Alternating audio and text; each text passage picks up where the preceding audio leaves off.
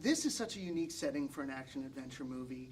I guess the first question is, what was the genesis of the project, and why is it such a perfect setting for a film like this?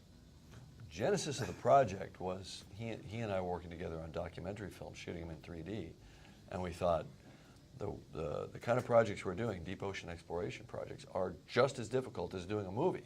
So let's do a movie. And then the question is, what's the movie about? And that goes back to Andrew's experiences from years earlier. So we wanted to create a fictional story about something that happened to me when I was leading a cave diving expedition where the cave collapsed, people get trapped below ground. So that seemed really fertile ground to then go and write the story of Sanctum. And Alister, you had a challenge in this project in blending the adventure and the action in this unique setting and blending it with the moving father and son story. How'd you find that balance? The key to the film working for me is all about the father and son story. Our focus was always about getting that drama right.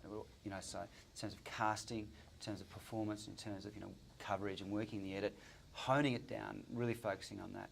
So the world, of course, is this fantastic world. It's an amazing world, and hopefully we're showing people something they've never seen before.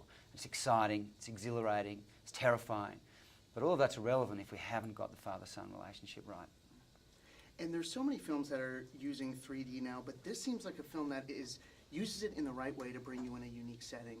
Why is 3D perfect for this film? How does it accentuate what you're doing? Well, it's perfect for all films. It just works really well with this film. Yeah, I think that's a good way to put it. I think 3D is an enhancement for virtually any type of story. But certainly 3D works best when you have objects close to the camera and confined spaces.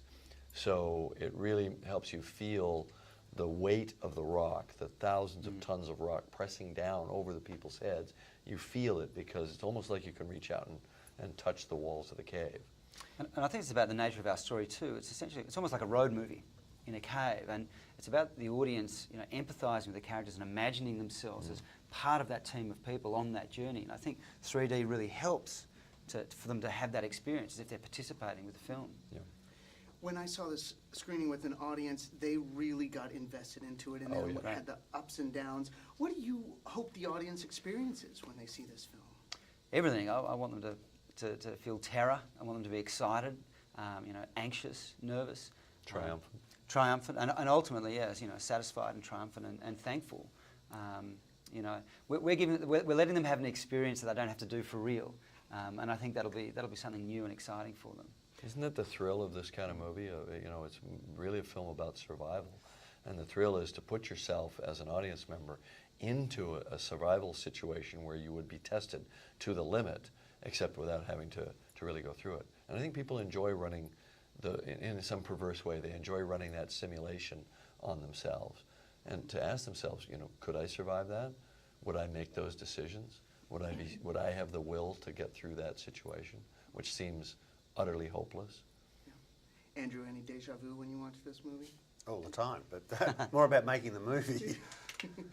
Excellent. Well, thank you very much. That was painless and easy. And Great.